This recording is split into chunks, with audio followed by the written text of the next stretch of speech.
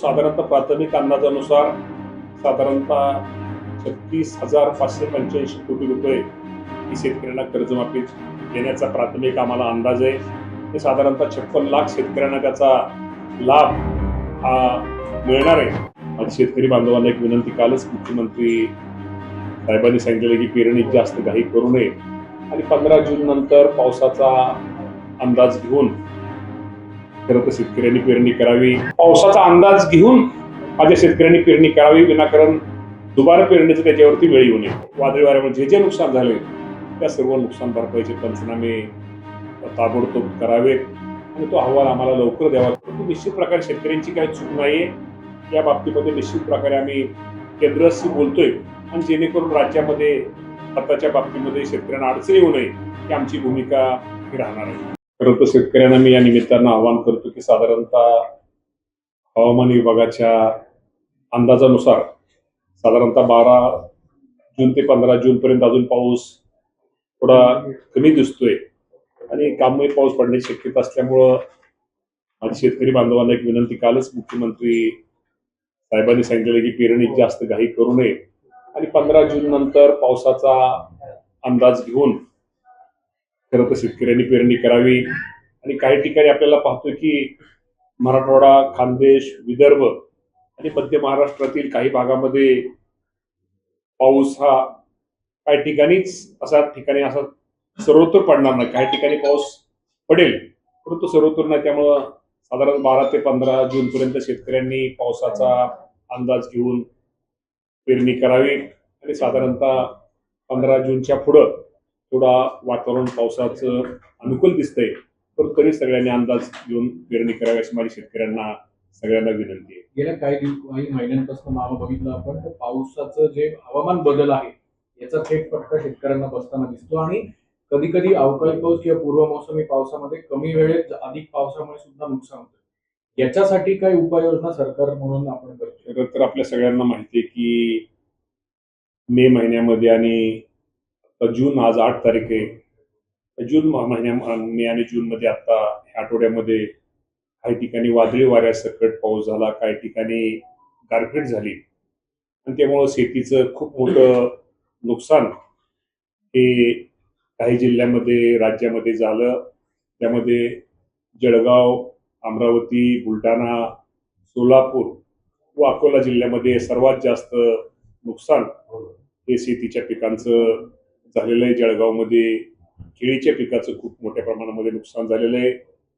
गहू, मका, हरभरा, आंबा, ज्वारी, टरबूज, भाजीपाला, कलिंगड, डाळिंब, कांदा, संत्रा या पिकांचं खूप मोठ्या प्रमाणामध्ये नुकसान झालेलं आहे. साधारणतः राज्याचा जर विचार केला तर त्याचा फटका 24 जिल्ह्याला याचा फटका बसलेला आहे आणि प्राथमिक अंदाजानुसार जर साधारणतः हेक्टरमध्ये म्हणलं तर 56 लाख हेक्टर आणि एकरामध्ये म्हणलं तर जवळजवळ 1,40,000 एकराचं राज्यामध्ये माझ्या शेतकऱ्यांचं नुकसान झालेलं आहे.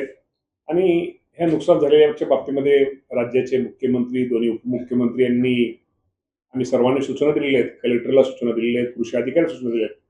ज्या ज्या शेतकऱ्यांचं या वादळी वाऱ्यामुळं, गारपिटीमुळं नुकसान झालेलं आहे, तो काही ठिकाणी घरं उडालेली आहेत, पत्र उडालेले आहेत, जे वादळी वाऱ्यामुळे जे नुकसान झाले त्या सर्व नुकसान भरपाईचे पंचनामे ताबडतोब करावेत आणि तो अहवाल आम्हाला लवकर द्यावा की जेणेकरून त्या निश्चित प्रकारे निसर्गाच्या लहरीपणामुळे अडचणील्या शेतकऱ्याला लवकरात लवकर मदत करता येईल. मामा, एकीकडे शेतकरी पावसाला मुकतोय, म्हणजे पावसामुळे मोठे संकट आहेत शेतकऱ्यांवर. दुसरीकडे युरिया खताचं देखील संकट राज्यभरात आहे. काय युरिया खताचं स्टेटस आहे? अनेक ठिकाणी लांबच लांब रांगा लागल्यात, शेतकऱ्यांना युरिया खत मिळत नाहीये. विदर्भात एका आधार कार्डवर 5च युरिया खताची पोती दिली जात आहेत, अशी काही माहिती आहे का? आणि युरिया खताचं काय स्टेटस आहे?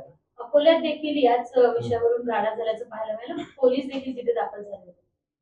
या बाबतीमध्ये आपल्याला माहिती आहे की केंद्राने जे आपलं आवंटन मंजूर केलेलं आहे त्याच्याप्रमाणे पहिल्यांदा आपल्याकडे स्टॉक आहे. अजूनही आपल्याकडे असं अजूनही तसं नाही, परंतु निश्चित प्रकारे ह्या वर्षी आपल्या सर्वांना माहिती आहे की जे युद्ध चालू आहे, युद्धजन्य परिस्थिती, त्यामुळं निश्चित प्रकारे थोडं संकट आहे. परंतु आम्ही स्वतः राज्याचे मुख्यमंत्री, मी स्वतः कृषी मंत्री म्हणून देशाचे कृषी मंत्री शिवराज सिंग चौहान यांच्याशी आम्ही बोलतोय. नड्डा साहेबांशी आम्ही बोलतोय की जेणेकरून जे आपल्याला जो कोटा मंजूर दिलेला आहे, आपण म्हणतो आवंटन दिलेलं आहे, तो कोटा आपल्या राज्यामध्ये जास्तीत जास्त ज्याप्रमाणे मिळावा.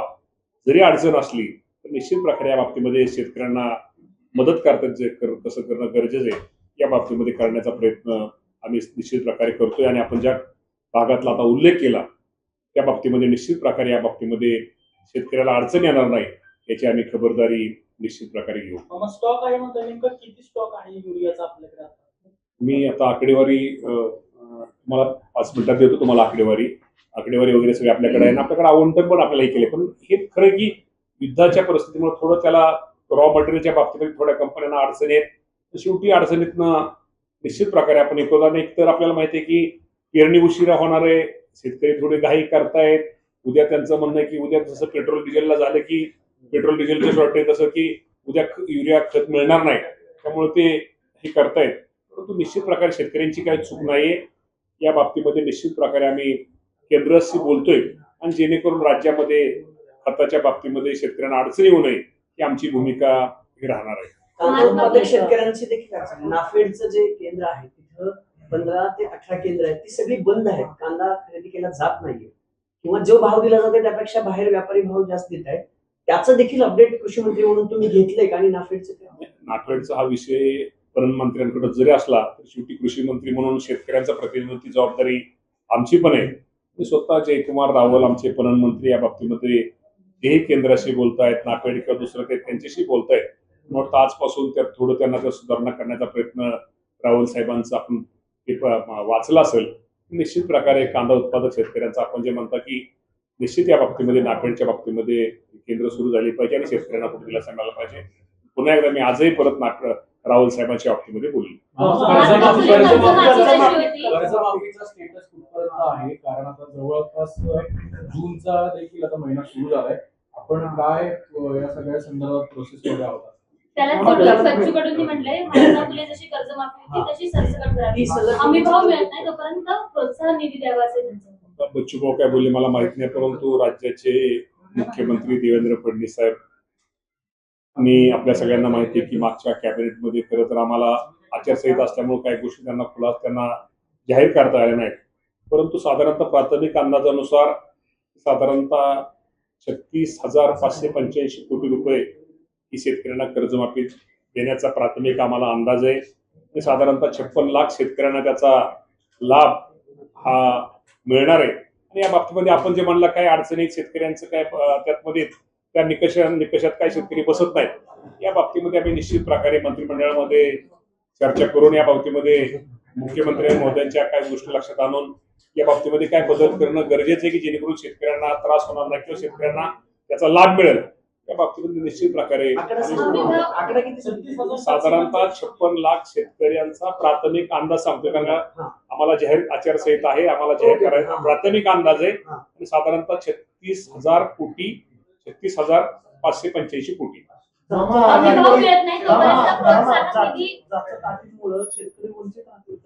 नाही म्हणूनच मी तुम्हाला म्हणलं की आता काय होईल, एकदा आता सुरू केलं आपण 30 जून पूर्वी आपण सगळ्याला देतोय आणि या बाबतीमध्ये अजून कुठल्या गोष्टी आपण जे म्हणलं अटीमध्ये एखाद्या दुसऱ्या अटीमध्ये अजून सुधारणा करणं गरजेचं आहे.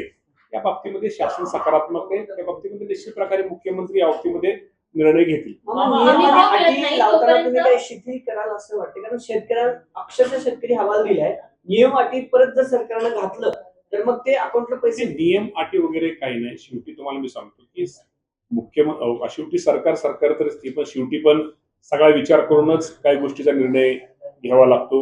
आणि आपल्याला तुम्हाला माहिती आहे की राज्याच्या मुख्यमंत्र्यांनी खरंच एक चांगला निर्णय कर्जमाफीचा असल्या सरकारच्या अडचणीच्या काळात सुद्धा मुख्यमंत्री देवेंद्र फडणवीस साहेब, एकनाथजी शिंदे साहेब, सुनेत्रा वहिनी पवार आणि त्यावेळेचे दिवंगत उपमुख्यमंत्री अजितदादा पवार साहेब हे पण ह्यामध्ये त्यांचा पण सिंहाचा वाटा होता की दादांनी पण शेतकऱ्यांना कर्जमाफी द्यायचा निर्णय त्यांनी घेतलेला आहे. आणि खरंच या अडचणीच्या काळामध्ये सुद्धा तो चांगला निर्णय घेतलेला आहे. शेवटी ठीक आहे, शेवटी समाधान हे सगळ्याच आपण करू शकत नाही, सगळ्याचं समाधान होऊ शकत नाही. परंतु त्यामध्ये निश्चित आज साधारणतः आपण विचार केला तर 56 लाख शेतकऱ्यांना जर त्याचा फायदा होणार असेल, त्यात त्यांना जर लाभ मिळणार असेल ही गोष्ट पण काही कमी नाहीये. हमी भाव मिळत नाही तोपर्यंत प्रोत्साहन निधी द्यावा अशी मागणी आहे, ते शक्य आहे का? त्यासाठी हमीभाव मिळावा यासाठी शासनाचे प्रयत्न प्रोत्साहन निधीचं सोडून द्या. आज आपल्याला सगळ्यांना माहिती आहे की राज्य सरकार कुठल्या ह्यापर्यंत चाललेलं आहे. तर निश्चित प्रकारे बच्चू भाऊंची जी मागणी आहे की बाबा हमीभाव हा मिळाला पाहिजे, या मताशी आम्ही सरकार, मुख्यमंत्री सगळेच त्या बाबतीमध्ये सहमत आहोत. या बाबतीमध्ये अजून काय करणं गरजेचं आहे, त्या बाबतीमध्ये निश्चित प्रकारे शेतकऱ्यांना चांगल्या प्रकारचा त्याला बाजारभाव मिळेल, त्या गोष्टी आम्ही निश्चित प्रकारे आणि करण्याचा प्रोत्साहन प्रयत्न करू. निधीबाबत काही चर्चा झाली माझा प्रश्न असा आहे की आता पेरण्या चालू होतील, ट्रॅक्टरच्या माध्यमातून मोठ्या प्रमाणात पेरण्या केल्या जातात, मात्र पेट्रोल पंपावर कॅन मध्ये डिझेल दिलं जात नाही. तर मग पण शेतकऱ्यांना आपल्या जिल्ह्यामध्ये कुठं डिझेल कमी आहे, कुठं पेट्रोल डिझेल तुम्हाला महाराष्ट्रामध्ये ऐका ना, मी तुम्हाला मगाशी सांगितलं ना की आता खताच्या बाबतीत सुद्धा काय होतं की परत खत मिळणार नाही, काय शेतकरी किंवा पेट्रोल पंपच्या बाबतीमध्ये हेच होतं की पेट्रोल डिझेल मिळणार नाही. पण लोकांनी खरं तर स्टॉक किंवा बाकी गर्दी जास्त केली. मी आजही तुम्हाला सांगतो, पेट्रोल डिझेलचा साठा मुख्यमंत्र्यांनी जाहीर केले, पेट्रोलियम मंत्र्यांनी जाहीर केले, आपल्या राज्यामध्ये व्यवस्थित आहे. त्यामुळे खरंच शेतकऱ्यांनी घाई करू नये, विनाकारण पंपाला लाईन लावण्याची त्यांनी गरज नाही. प्रश्न वेगळा आहे की कॅन मध्ये जे डिझेल आपण ट्रॅक्टरला देत होतो ते बंद केलेलं आपण कॅन आहे. मध्ये डिझेल ट्रॅक्टरला कॅन का आलं, तर या स्टॉक साठी कॅन आलं. त्यामुळे विनाकारण त्यांनी स्टॉक करू नये. मामा लाडकी बहिणीच्या संदर्भात प्रश्न 14,000 पुरुष लाडका बहिणी योजनेमध्ये समाविष्ट झाले, त्यांनी लाभ घेतला, त्यांच्यावर काही कारवाई होणार आहे का नाही मामा? कोण आहेत नेमके 14,000 पुरुष आहेत? आता जे कोण असतील नक्की त्याच्या पुरुषांच्या बाबतीत, महिलांच्या बाबतीमध्ये ठीक आहे, ते आपण नंतर तेही करू. आणि या बाबतीमध्ये निश्चित प्रकारे कुठेतरी राज्य सरकार या बाबतीमध्ये, राज्याचे मुख्यमंत्री त्यांच्या बाबतीमध्ये नक्की वेगळा विचार करतात. राजकीय प्रश्न आहे मामा. राजेंद्र जैन यांना राज्यसभा दिल्यानंतर भुजबळांनी नाराजी व्यक्त केली आहे. भुजबळ म्हणतात की मी ज्येष्ठ आहे, मला न्याय पाहिजे, अचानक नाव कसं काय आलं? आता माध्यमांशी बोलताना त्यांनी नाराजी व्यक्त केली. सुनील तटकरेंना जो न्याय दिला होता तोही मला लागू झाला असता असं त्यांनी मत व्यक्त केली. तर या बाबतीमध्ये आमच्या प्रमुख सुनेत्रा वहिनी पवार आहेत आणि आमचे सगळे वरिष्ठ आहेत. त्या बाबतीमध्ये त्यांनी जो निर्णय घेतला असेल तो योग्यच घेतला असेल. भुजबळ साहेब काय म्हणले, भुजबळ साहेब पण आमच्या इथं ज्येष्ठच आहेत, ते मोठे नेते आहेत. परंतु या बाबतीमध्ये सुनेत्रा वहिनींना पूर्ण अधिकार दिल्यानंतर एकदा सुनेत्रा वहिनींनी जो निर्णय घेतला, सुनेत्रा वहिनी निर्णय घेतला असेल, शेवटी त्याला आम्ही सगळीच बांधील आहोत. ज्येष्ठ नेते अट टाकली होती त्यांच्या पुतण्यांना मंत्री करावं अशा पद्धतीची अट होती, त्याला कुठेतरी भाजपचा विरोध होता का, म्हणून त्याचा पत्ता या बाबतीमध्ये मला कुठल्याही प्रकारची, कारण आमची जी मेन कमिटी, कोर कमिटी वेगळी आहे. मी काही त्या कोर कमिटीत वगैरे नाहीये. तर मी असं तुमच्याकडूनच ते माध्यमाच्या माध्यमातून ऐकत असतो. परंतु भुजबळ साहेब नाराज वगैरे असायचं कारण नाही. भुजबळ साहेब ज्येष्ठ नेते, उलट भुजबळ साहेबांच्या आमचे मार्गदर्शक आहेत. भुजबळ साहेब वगैरे नाराज वगैरे हे असं मला म्हणणं चुकीचं वाटतं. ते नाराज होणार नाहीत. भुजबळ साहेब लढवय्या नेते, ते पक्षासाठी काम करतात. जनसंपर्काचं जे कार्य आहे, केली जाते आणि आम्ही विरोधकांच्या सगळ्यांनीच जिल्ह्यातल्यांनी मागणी, सुनेत्रा वहिनींनी सुद्धा आम्ही सगळ्यांनी त्या बाबतीमध्ये मागणी करतोय. त्या बाबतीमध्ये जलसंपदा मंत्र्यांना आम्ही पत्र दिलेलं आहे. बघू लवकरच त्या बाबतीमध्ये ते निर्णय घेतील. मामा शेतकऱ्यांना काय आव्हान करायला ऑलरेडी लांब की शेतकऱ्यांना एकच आव्हान मी करेल की पावसाचा अंदाज घेऊन पेरणी करा. तोपर्यंत कुठल्याही प्रकारचे करू नका. आणि काय पाऊस कधी पडतोय, आता मी काल माझ्या गावामध्ये इंदापूर तालुक्यात काय ठिकाणी पाऊस झाला, काय ठिकाणी झाला. माझ्या गावात काल 85 किलोमीटर पाऊस भरणेवाडीमध्ये झाला. त्यामुळे पावसाचा अंदाज घेऊन माझ्या शेतकऱ्यांनी पेरणी करावी, विनाकारण दुबारा पेरणीचं त्याच्यावरती वेळ येऊ नये. रोहित पवारांनी ट्विट केलं होतं मामा जळगावच्या बाबतीतलं की कृषी मंत्र्यांनी ऑन फील्ड जावं, केळीचे जे नुकसान झाले तिथले आमदार मंत्र्यांना वेळ नाही. रोहित पवार साहेबांची सूचना चांगली होती, त्याबद्दल काही दुमत नाही. अशा अडचणीच्या काळात शेतकऱ्यांच्या बांधावरती गेलंच पाहिजे. आणि या बाबतीमध्ये मी स्वतः रक्षाताई खडसे यांच्याशी बोललो. आता सुद्धा ह्या 3 दिवस त्या फील्डवर आहेत. मला वाटतं त्यामध्ये जळगाव जिल्ह्यामध्ये जे नुकसान झाले, मुक्ताईनगर, रावेर, यावल, चोपडा हे 4 तालुक्यामध्ये झाले. स्वतः रक्षाताई त्या तालुक्यातले आमदार हे फील्डवर ते करतायत. आणि तुम्हाला सांगायला हरकत नाही की साधारणतः जे आता हे झालेले आहेत त्याचे पंचनामे आपण महसूल विभाग आणि कृषी विभाग स्वतः तिथं हे आहेत. त्यामुळे तिथं निश्चित प्रकारे तिथल्या मंत्र्यांनी दौरे केलेले आहेत, आमदारांनी दौरे केलेले आहेत. त्यामुळे निश्चित प्रकारे या बाबतीमध्ये जळगाव जिल्ह्यातल्या काय राज्यातल्या सगळ्या शेतकऱ्यांना आहे त्यांची भूमिका आमची आहे. ते बारामतीतले जे नगरसेवक आहेत किशोर मासाळ, त्यांचे एक ऑडिओ क्लिप व्हायरल होते. दादांच्या बद्दल ज्या पद्धतीने त्यांनी विधान केलं, काय तुम्ही त्या सगळ्या प्रकारे माहिती घेतली का? त्यांनी आता माफी देखील मागितलेली आहे. मी खरंच माहिती घेतलेली नाही किशोर मास्तरांच्या बाबतीमध्ये. ते आपल्याच माध्यमातून ना दादागिरीचा काय फरक पडत नाही असं. पण त्यांनी माफी मागितलेली की मी वाचलं कुठंतरी, मीडियामध्ये कुठंतरी वाचलं. त्यामुळं हे दर्शकडू म्हणताय की 2019 मध्ये उद्धव ठाकरे सोबत दगाफटका झाला होता, तसाच दगाफटका पुन्हा एकदा होण्याची शक्यता नाकारता येत नाही. आता काय काय काय 2019 मध्ये उद्धव ठाकरे सोबत दगाफटका झाला होता, तसाच दगाफटका आता पुन्हा एकदा होण्याची शक्यता नाकारता येत नाही. भाजपकडे रोख आहे त्याचा. बच्चू भाऊ काय बोलले मला माहित नाही, आणि त्यांची अजून माझी भेट झालेली नाही. कदाचित आता उद्या वगैरे मी मुंबईला जाणार आहे. आणि बच्चू भाऊंची भेट झाल्यानंतर मी बच्चू भाऊंना विचारतो काय झालंय माहिती, त्यांच्याकडून अधिक माहिती मला समजेल. मामा, शेतकरी तुम्हाला स्वतः कॉल करताय, सगळं नुकसान दाखवतंय. राज्य मंत्रिमंडळाची बैठक आहे उद्या किंवा परवा बैठक होईल. आचारसंहितेमुळे कदाचित पूर्ण हे नाही करता येणार, पण या बैठकीचा मुद्दा शेतकरी अजेंडा ठेवून तुम्ही काय नवीन सादर करणार आहात का मुख्यमंत्र्यांना, की राज्यातल्या शेतकऱ्यांशी तुम्ही डायरेक्ट कनेक्ट आहात बोलताय म्हणून?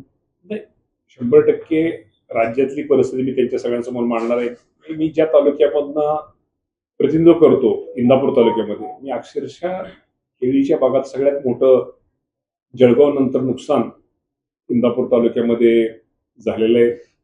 आणि सगळ्याच परिस्थितीमध्ये जे जिथं जिथं नुकसान झालं या बाबतीमध्ये लवकरात लवकर कशी शासनाच्या वतीनं मदत करता येईल किंवा मदत केली पाहिजे, यासाठी उद्याच्या कॅबिनेटमध्ये मी मुख्यमंत्र्यांना ही त्यांना घालणार आहे. आणि ह्या मदतीच्या बाबतीमध्ये माझ्या माहितीप्रमाणे आचारसंहितेचा संबंध येत नाहीये.